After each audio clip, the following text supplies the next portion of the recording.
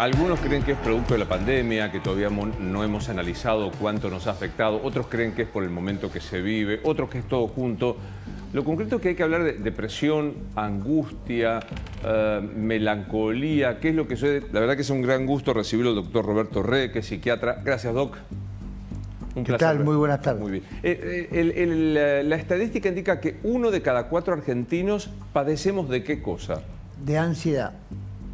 Y me ayuda a entender qué es ansiedad normal, no sé cómo llamarlo, la ansiedad lógica de la patológica. Exactamente. La ansiedad es una reacción-respuesta neurobiológica de los organismos vivos complejos. El perro, el gato, el caballo también tienen ansiedad y lo manifiestan de alguna forma.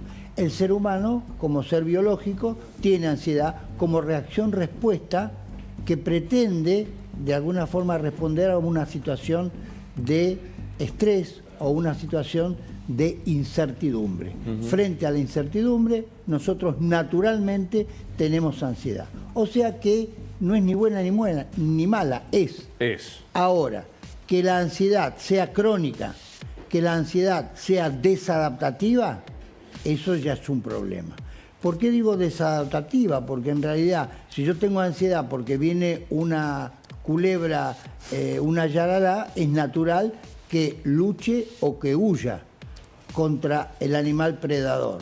Un león lo mismo. Es decir, me va a generar ansiedad y por lo tanto voy a tener una reacción-respuesta. Ahora, si estoy permanentemente frente a una situación de gran incertidumbre o de estrés, o frente al león o frente a la cobra, evidentemente voy a generar un trastorno de ansiedad. Esto ya es algo crónico, es algo que dura más de 3 meses y que va a dar lugar a una serie de patologías que, bueno, el Manual Diagnóstico Estadístico de los Trastornos Mentales de la Asociación Norteamericana de Psiquiatría categoriza en fobias, en trastorno de pánico, en trastorno de estrés traumático y generalmente el punto final es la depresión por agotamiento del sistema. Es interesante, ¿no? Usted trajo fobias o... ¿Son necesariamente de base ansiosa las fobias? ¿Tienen que ver con la ansiedad? La fobia tiene que ver con el miedo y el miedo está íntimamente relacionado con la ansiedad. Hay un miedo valorativo, un miedo natural.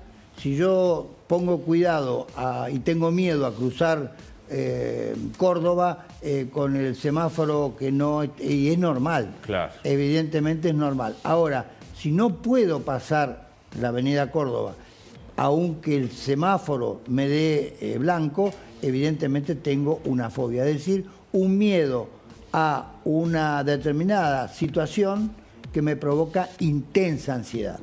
Asumo que el diagnóstico es muy específico, hay que conversar mucho con el paciente, verlo, pero pienso en la masividad de esta nota. ¿Cuándo me tengo que dar cuenta que hay síntomas, que esto ya no es la ansiedad propia de ser un animal que tiene precauciones y esto ya es otra cosa? Cuando la ansiedad es disfuncional, es decir, la reacción-respuesta normal frente a una determinada situación. Ahora, cuando esto me provoca un estado de disfunción, angustia, insomnio, aumento de la presión arterial, aumento de la contractura muscular, cuando todo el sistema responde disfuncionalmente y como consecuencia se elevan los patrones de estabilidad, en este caso la musculatura, la presión arterial, tengo insomnio, tengo aumento de apetito o disminución de apetito, bueno, evidentemente claro, ya estoy configurando un cuadro clínico que siempre tiene a un antecedente anterior, generalmente de varios meses. ¿Un ataque de pánico es algo físico o psíquico? Efectivamente, comienza como un estado estrictamente biológico. El ataque de pánico es una reacción-respuesta de un núcleo del cerebro que se aloja en el lóbulo temporal, que se llama amígdala, que no es la amígdala palatina, sino es la amígdala del temporal, y es una descarga, podríamos decir, neurobiológica vinculado a la ausencia de ciertos neurotransmisores que estabilizan el sistema, y como respuesta le va a dar un estado de angustia extremo que le llamamos ataque de pánico. Es decir, un ataque agudo de ansiedad con síntomas, 17 síntomas reconocidos internacionalmente, que van a dar lugar que esa persona tiene crisis interactivas, intercurrentes en un determinado periodo de tiempo. Pueden ser semanas, pueden ser meses o pueden ser años, si no es debidamente tratado como corresponde, que es un tratamiento de orden neurobiológico. Por supuesto que va a tener implicancias psicológicas, porque la persona, a partir de tener una crisis de esta naturaleza, va a tener miedo.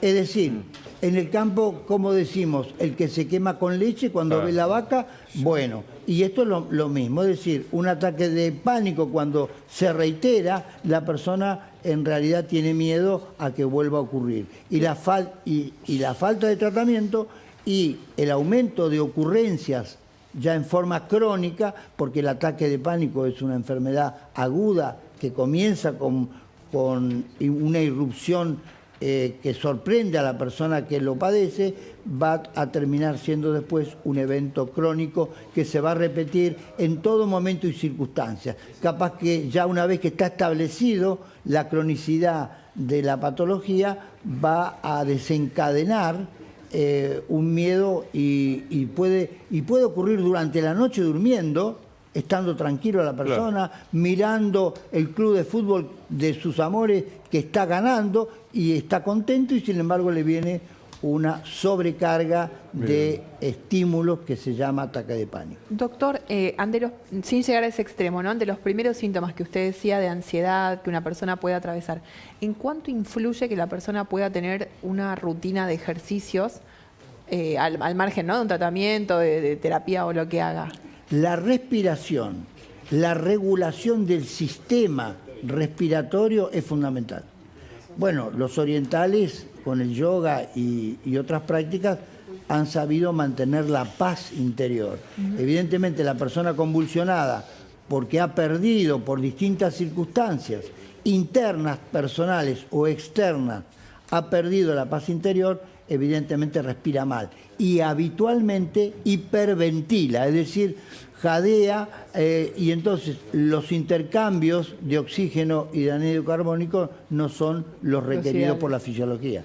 Claro, estoy pensando, porque por ahí al comienzo todo hablamos de la persistencia de la ansiedad por más de 3 meses puede llevar a la depresión, que es una palabra que muchas veces uno utiliza, me parece que impropiamente de lo técnico. Un estado de tristeza es una cosa, la melancolía es otra. ¿Nos cuenta un poco la diferencia entre eso? Bien, la tristeza es normal, digamos. Es un estado esperable y no debe durar más de 15 días, porque si yo tengo que se me murió el perro o una pérdida significativa o cualquier evento que de alguna forma menoscaba mi cuestión psicológica, voy a estar triste. Es normal. En los duelos es normal tener tristeza por las pérdidas.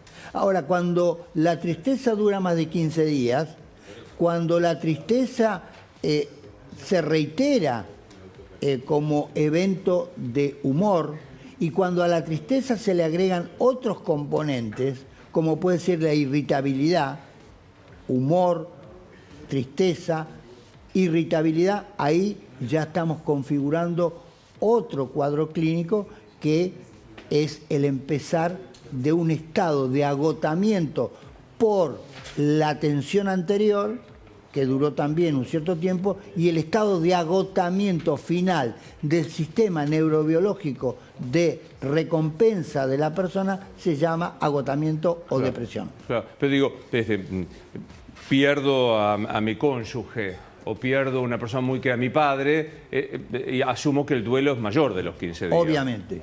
El duelo normal, término medio en Argentina, en Latinoamérica, estamos hablando de 9 meses cuando es un duelo significativo, a 1 año término medio. Bien. Ahora, no se puede estar en Sí, duelo poner- 30 años. Claro. Entonces, el duelo hay que elaborarlo. El duelo es una reacción-respuesta también frente a una determinada situación de pérdida. Y hay que elaborarlo. Está Para claro. esto está el psicólogo, para esto está, bueno, los distintos elementos que da la ciencia. Y nosotros desde Red Sanar estamos convencidos de que en realidad hay una estrategia. En el programa anterior se habló de la capacidad de las personas frente a la situación crítica de un país y se habló de educación. La importancia de la educación en la productividad de un país. Bien. La importancia de la educación en manejar la respiración, en manejar la relajación, en prevenir el estrés, se llama psicoeducación y eso es lo que hace 30 años viene haciendo en Argentina y también en Latinoamérica Red Sanar. Gracias, Doc. Un gusto. Muy Gracias. amable, ¿eh?